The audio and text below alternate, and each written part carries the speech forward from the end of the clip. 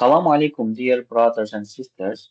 Today I will talk about time series analysis. There are actually 8 steps which we have to go through. Today I will talk about the preliminary stage and step 1. So let's get started. The program that I am going to use is microfeed. I am going to open it here. Then I have a ready Excel file, which is equity Excel file. I am going to upload the file here. So from file section, I come to open file. Here you can see extensions of different kinds of file, like microfeed file, Excel files, and others. I'll press on that. Then I will come to the place where my equity file is located. It is in desktop, in video classes. So wherever you put the file, you can find it from there. Then I am opening it. Okay. So all of the variables, including time frequencies, are here right now. So I can see day, month, year. So these are the frequency and also the variables itself. So before starting anything, I have to create time trend by pressing on time and trend. Okay. Then constant. Okay. So I created these two things which are trend and constant. Then here, if I press on data, I can see my data in detail.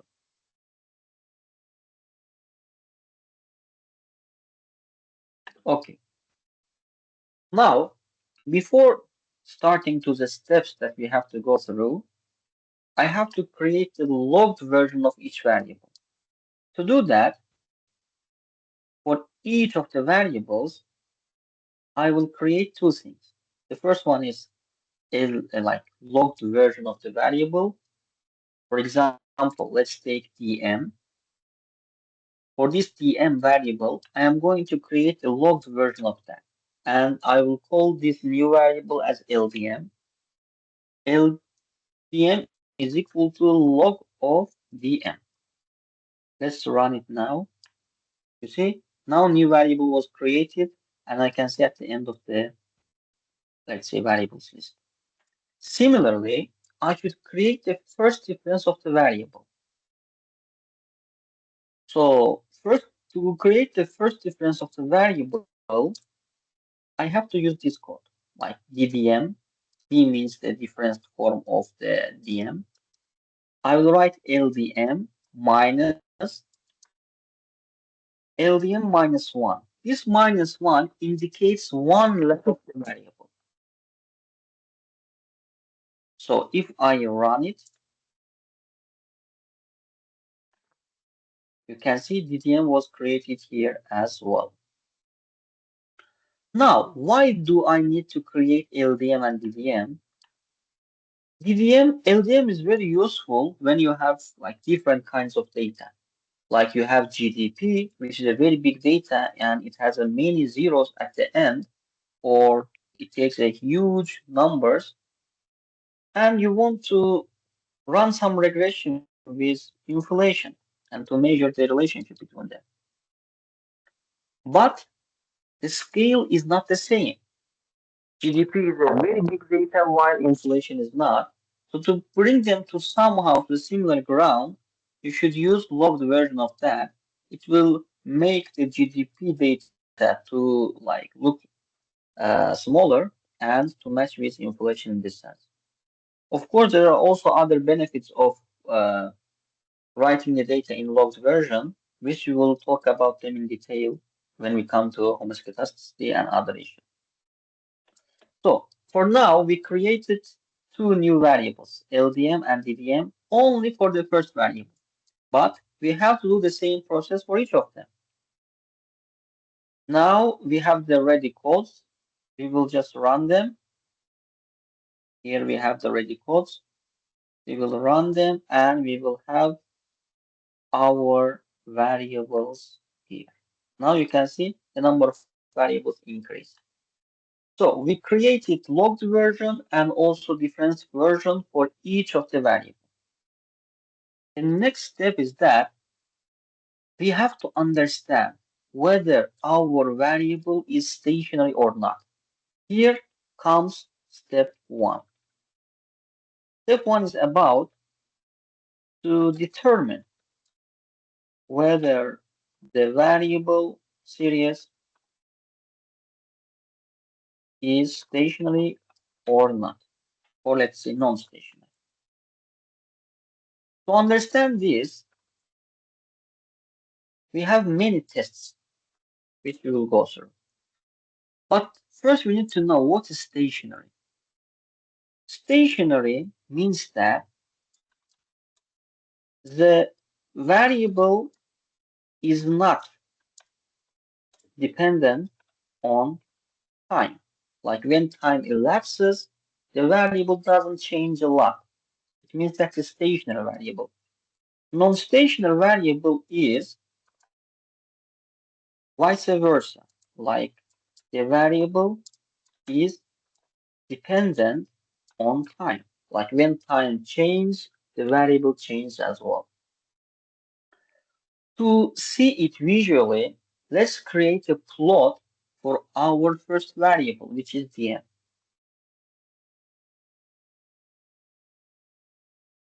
Mhm.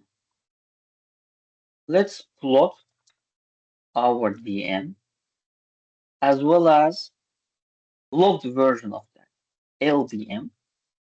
Okay, let's plot first dm to show the result.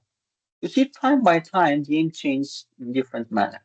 It decreased, it increased, then it decreased, then it increased again. What we have to do is let's compare DM with its logged version and also with its difference version.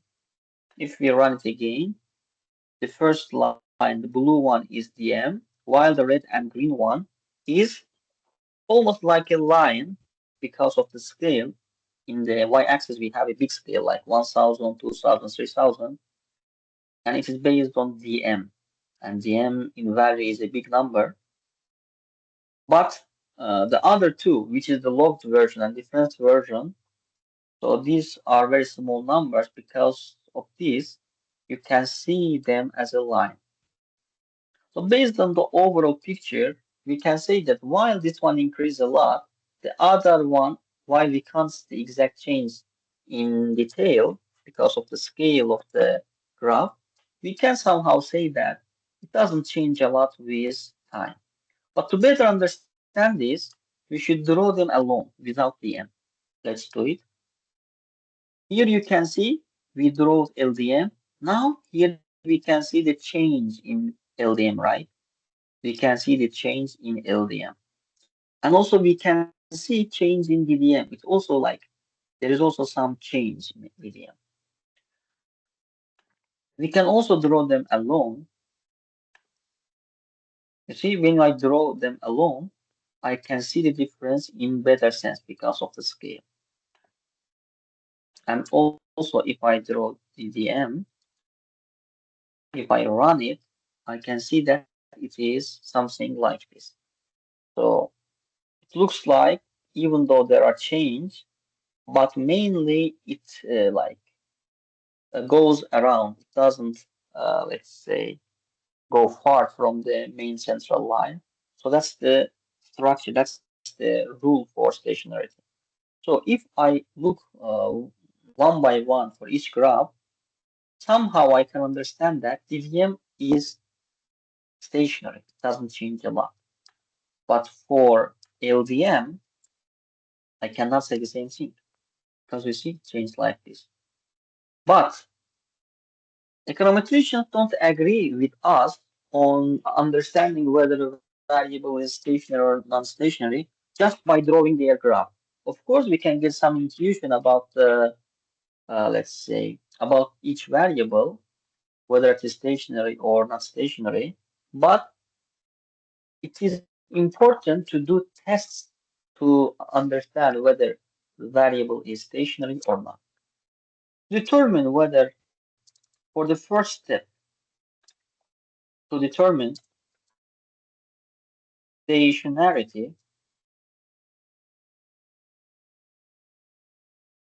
we have three steps actually. We have three methodologies to determine whether a variable is stationary or not. We have three methodologies.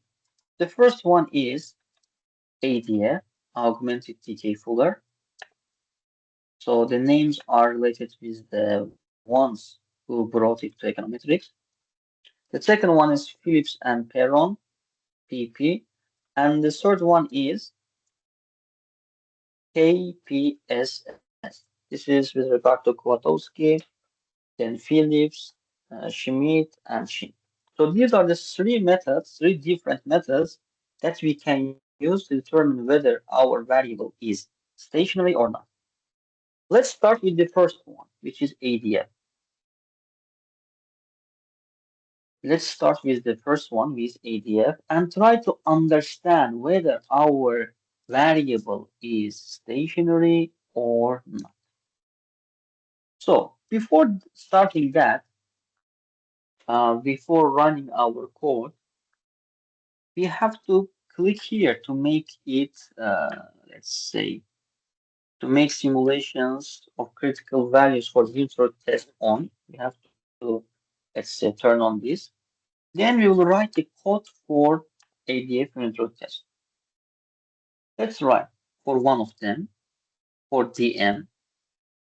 Actually, we will work mainly with logged version, so we don't need to do it for the original data, because mainly when we are regressing our data or when we are writing a research paper, we mainly took the logged version instead of taking the original value. So let's continue directly with logged ones. So you'll write ADF, LDM, and 5 in the bracket.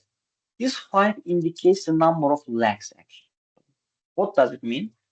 It means that ADF methodology, while they are testing whether, let's say, our variable is stationary or not, they need to add lags.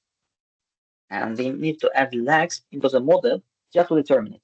Lags means, for example, if in the model I took 2024, in the model I also have, inside the model, I also have 2023, 2022, 2021, 2020, and 2019. 1, 2, 3, 4, 5. 5 past memories of LDM should be inside the equation so that we can understand whether, let's say, LDM is stationary or not. So here we added that 5, which means that we include also 5 past memories, 5, let's say, years before. But here, our variable is daily. We could take like 5 days data, not 5 days data as well. So if we run it for LDM, the result will be shown in the picture. In this stage, we will have three tables. The first table, second table, and the third table at the end. Based on these tables, I can make a decision. If I am taking the original variable, which is LDM, and from our graphical intuition, we saw that the graph of LDM was somehow not stable. It changed based on time. So it means that there is a trend factor. So we should take, like for LDM, for the logged version of the original data, we generally took the sort table, which includes an intercept and linear trend. It means that we assume that there is possibility to, let's say, there is possibility to have non-stationary data. So as a rule of thumb, let's say like this. If we took the logged version of the data or the original version of the data, we generally use the sort table, which includes an intercept and a linear trend. Now, we have to look at this table. Let me make it bigger. And from here, from here, what can we see? From the third table, if I even make it. Uh, okay. First thing that we have to do is we should look at this information criteria. Mainly, we look at Akaika information criteria and Schwarz-Bayesian criteria. We don't consider the first row because it doesn't include any lags. We can look the remaining 5 lagged versions of the model. Based on Akaika information criteria, based on this number 406, 405, and others, we can understand the situation better. Or let me just take it here to better understand. Uh-huh. So here, let me take a capture.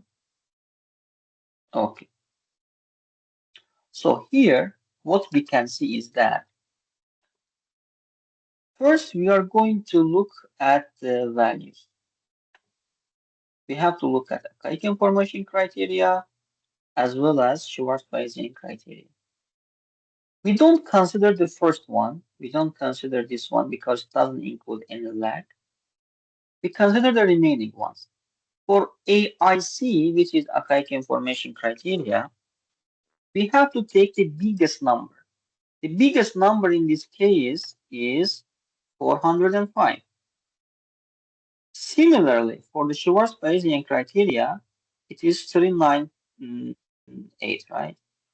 So, as the second row, which includes one variable, one leg of, let's say, the variable, we should look at only this row for decision making. Okay, so we should look only to the second row.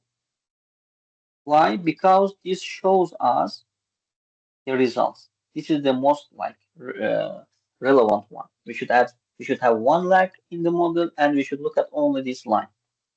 So the decision making criteria is that we have H0 and we have H1. And for H0, we say that, let me see whether we have anything. Okay. For H0, we say that it is non-stationary. It is non-stationary. For H1, it is stationary. And the rule for being stationary and non-stationary is that if this T statistics, TS, is less than critical value, CV, as you can see here, in the top you can see the statistics and CV as well. So we compare their value.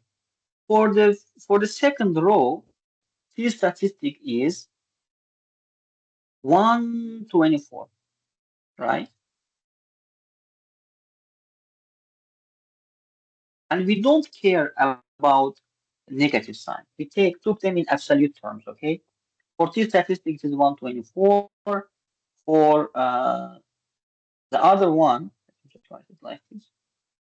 So 124 is here. And the other one is, which is CV, critical value, is 346.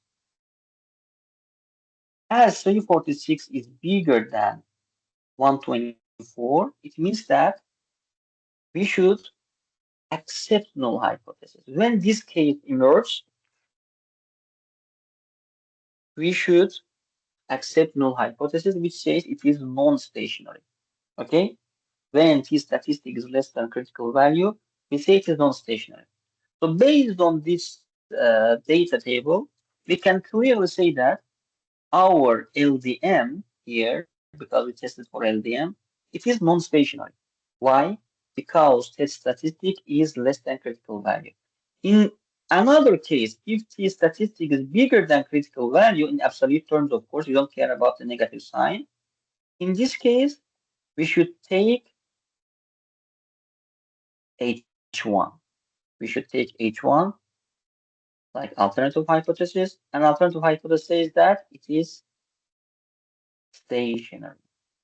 But in this case, we couldn't take this one because the statistic was less than critical value. So that's what we need to know for this LDM. We will do the same test for first difference version. Let's just make it smaller. Let's come back to our table again. Now I will test for DVM, like the difference form of the original variable. If I run it, I will have the table. Now again, we have three tables: the first table, second table, and the third one. When it is logged version, we took the third table. When it is difference version, when we difference the original data by subtracting its past, then we don't have any trend. Okay, we lose our trend factor and it becomes like short-term data. And it shows us change in the, let's say, data. And so we cannot use the third table. We can use either first table or second table. Okay, when our data, we think that most probably when we get the first difference, the data will be stationary. In this case, we will take the first or second table for ADF. But in LDM case, like logged version, we took the first table. In difference one, we took the first or second table. So for this one, let's look at the first table. Again, we have to look whether these values are where it gets the highest. We can see that for this one, Akaik information criteria is the highest when for the second row, as well as for SPC, Schwarz pricing criteria, is 401. And as we said, we don't care about the first row. We start from these ones. And among them, the highest value of AIC and CBC will be the line that we have to look. So here we have to look this one. Here we have to look at this one as well. So it means that we have to take this line and we have to again compare critical value with the statistics, but in absolute terms. Again, what we get here is that we have the same null hypothesis and same, let's say, same null hypothesis and same principles, same alternative. When test statistic in absolute terms is less than critical value, we should decide that is non-stationary. But when test statistic is bigger than critical value, we should decide it is stationary. We can do it again like this. Let's take this one. So if we look at these ones, let me highlight these ones. So we knew that we have to take this one because it has the highest AIC and CBC. So when we look at them, we can easily decide that test statistic is higher than critical value. When this emerges, it means that we have to take alternative hypothesis, which means it is stationary. So now we found out that the first difference, we just differenced once, and we found out that it is stationary. So we found out that after the first difference, our data became stationary. Now, that's the conclusion based on this table. What we concluded after testing, after making, after testing LDM and DDM, the conclusion become LDM is non-stationary, while DDM is stationary. In econometrics, when original variable is not stationary, while the first time, then you make the okay. Let me say like this: the original variable is non-stationary, but you take first difference of that, and you find out that the first difference of the original variable is stationary. It means that the variable is I1. So if it becomes stationary in original form, in LDM form, it becomes I0. If it doesn't become stationary in original form, then you have to do a test for first difference. You took the first difference form and it becomes stationary, then your data is A1. But if it becomes stationary after you take the difference second time, then it becomes I2. Okay? So it depends on when your variable becomes stationary. If it gets stationary just in LDM, that's very good. You continue with that. If it's not stationary in the original form, in LDM form, then you go to DDM form. If it gets stationary in DDM form, it becomes I1. But if it doesn't become stationary in DDM form, like first difference, then you have to find DDM2. Like you have to make the difference twice.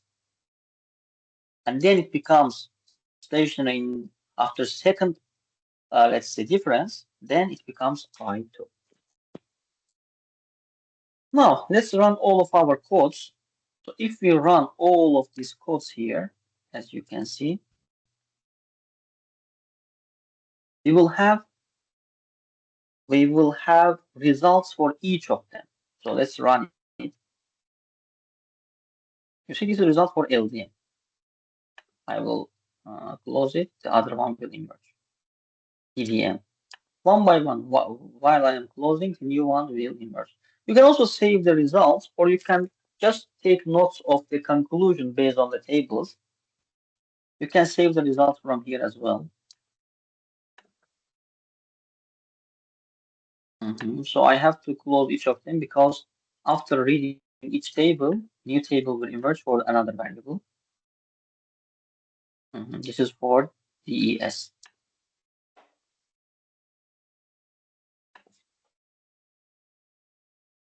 So it's better to read all the tables first, then take your notes. For backup plan, in case you forget your results or your notes, you should save them in a folder in your computer so that whenever you want, you can have a look. Or you have to run it all again.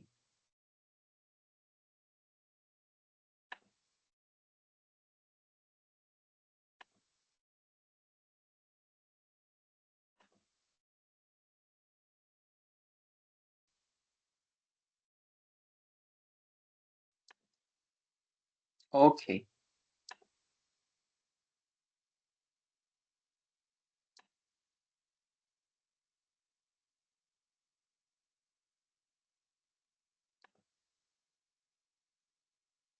Mhm. NFE. TFE is the last one, I hope. Yes. Okay. Let's assume that we did all of them and you saved your results and you take your notes for each of the table.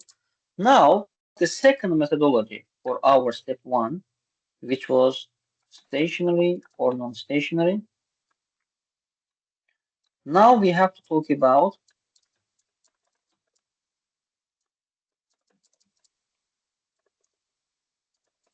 the second methodology to find whether our variable is stationary or not. First one was ADF. We will talk about that. The second one is Phillips pair. Now let's talk about this Phillips pair. Both of them give the same, like similar conclusion. Like they test by their methodology and they give you the result or conclusion, whether your variable is stationary or not. Now, let's have a look for Phillips pair test. Again, every time we have to make sure that it is on. Let's write the code for Phillips pair the FPP. Then let's write for LDM. This will give us the result for LDM. whether it is stationary or not. And we have to know how to read the table. Okay, now table is a little bit different. Again, we have three tables. First one, second one, and the third one. So when we take the original data, logged form of the variable, we have to look at the third table, which include an intercept and a linear trend. So you look at the third table and we'll skip the remaining ones. If we look at the third table, let me just take the snip so that I can note on it. So if we look at this table, the main thing, the concluding part is this one. We have to look at test statistic and critical value. Then we have to make our conclusion. So from here,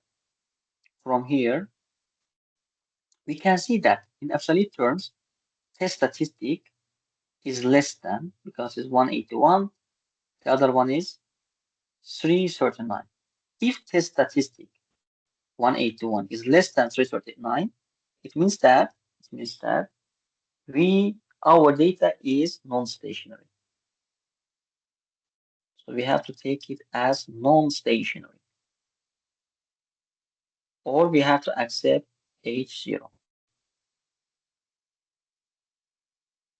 non-stationary. Or we can also say that H0 was accepted. So if our variable is non-stationary in the original form, the next step should be to test it for the first difference. We did it for LDM, now we should do it for DDM. And we should look to an intercept and linear form for LDM. Now let's test for DDM. I will just change this one to DDM and run it. Okay. Now we have again third tables, but for difference form, we said that we shouldn't look at the third table because there's no trend element, as this when we subtract them, trend element was eliminated. We have two tables only here. We should look at them. Again, it's better to take them in order to make some notes.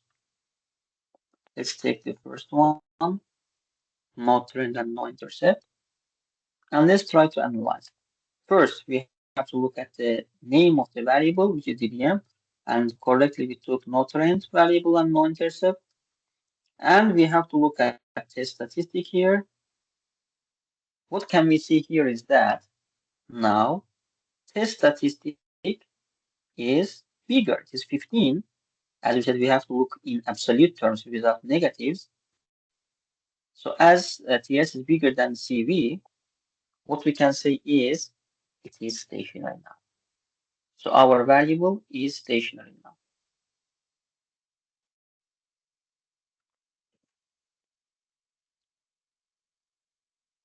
And it means that we have to accept alternative hypothesis, which is H1. So the result is it is stationary, and we have to reject null hypothesis. We have to accept H1. We found our result from this table as by using Phillips Perron. Now, what we get as a conclusion from Phillips Perron is that LDM is stationary, while DDM is non-stationary. Again, we get the same result. It means that after taking the first difference, we found out that it is stationary now. So the variable is I1. The same result. So we used Phillips Perron, and we get the same result. If we check our notes, if we took it previously, we get the same result for ADF as well. For ADF as well. So they say the same result. Sometimes they say different results after checking all of these three tests, ADF, Phillips Perron, KPSS. At the end, majority decision will prevail. Okay. Now we have the ready codes here for Phillips Peron as well. So we can run them one by one and we can see the results. We will copy the codes here and we will run them. And we can save the results. And when I close one window, the other one will emerge one by one for each of the codes that I wrote here, for each of the variable as well.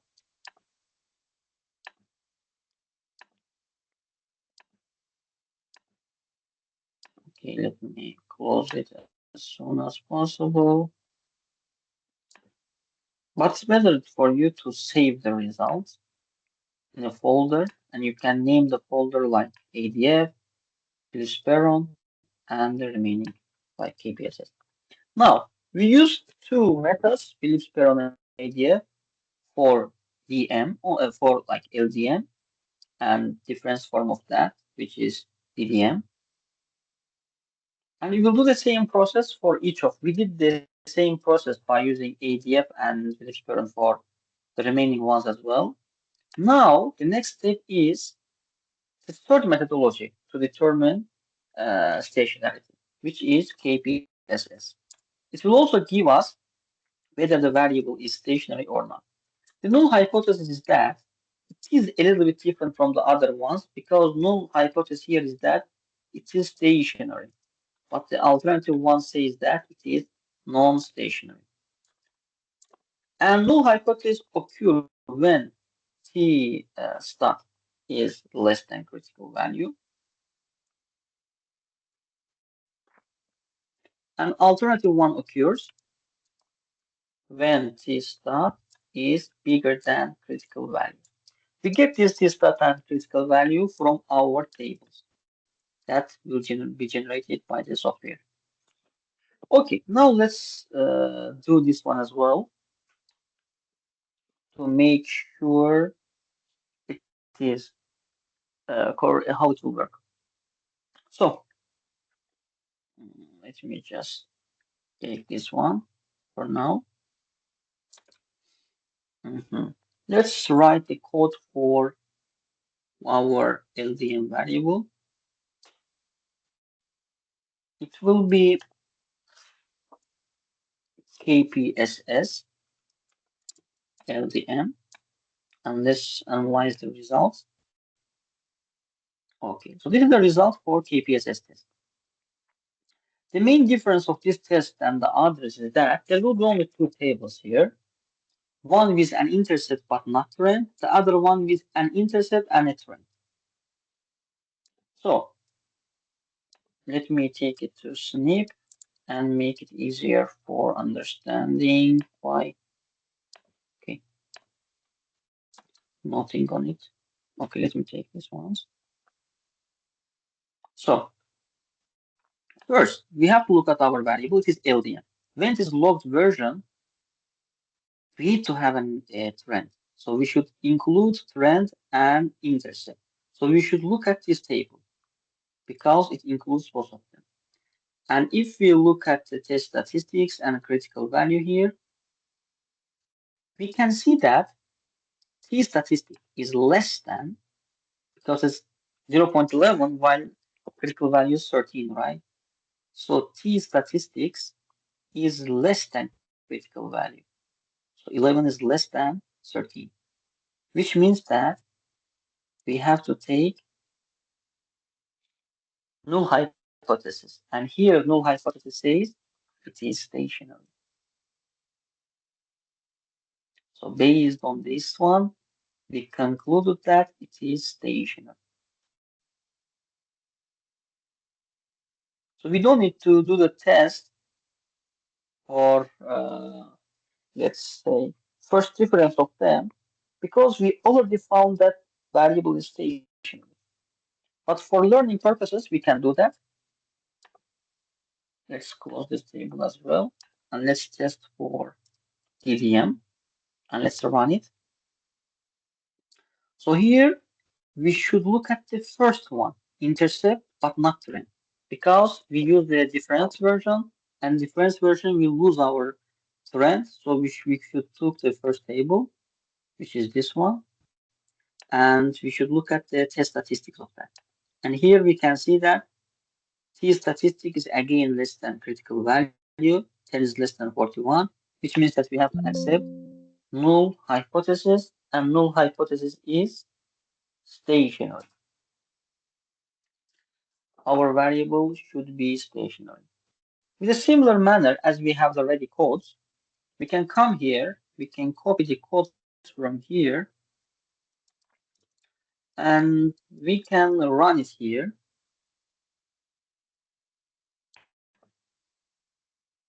And one by one, it will just shows results for us. And while looking at the table, we can write our notes for each of the variables by using KPSS methodology.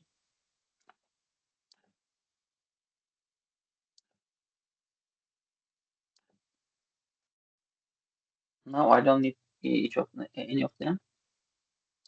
Okay. So we did the test for these ones as well. Let me run it again. Some errors occur. I want to know what is the issue. Okay, now it's run. It's okay. Now it's ran all of them. New value name MES. Maybe we had some MES. Okay, here we have wrong name. We should make it DES. Now we can run it and there will be no, let's say, errors. Yeah, we should correct it here. If it's MES, we should make it DES in our variable list as well. Okay, that's what we need to do.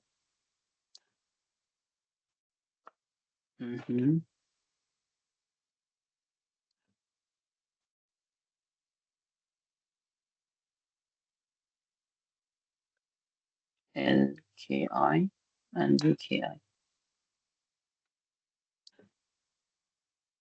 So after testing for each of them, then we can conclude for each of the variables whether they are stationary or non-stationary.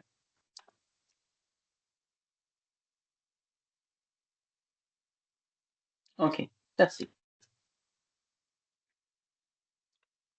So we have another methodology, ADF GLS methodology. We can test that one as well here.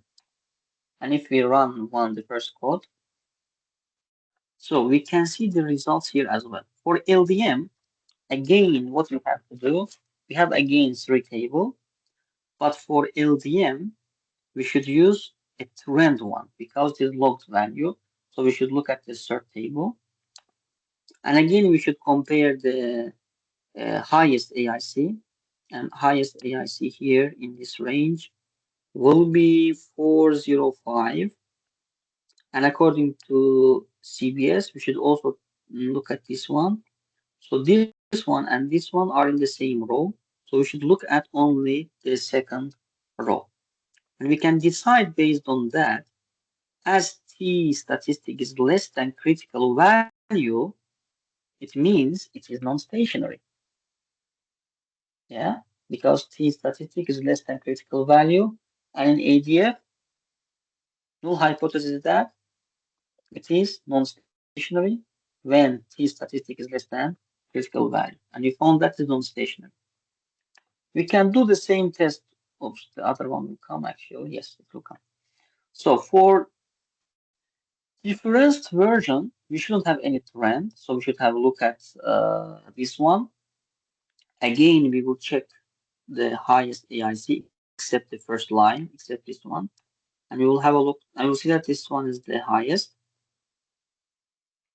And here as well, this one is the highest. So they have the common answer that we should use one level of the variable in the model. So we should look at only to this line. Now, T statistic is 10, which is bigger than critical value. When T statistic is bigger without considering negative signs, it means that it is stationary. When T statistic is bigger than critical value for ADF GLS, then it means that it's stationary.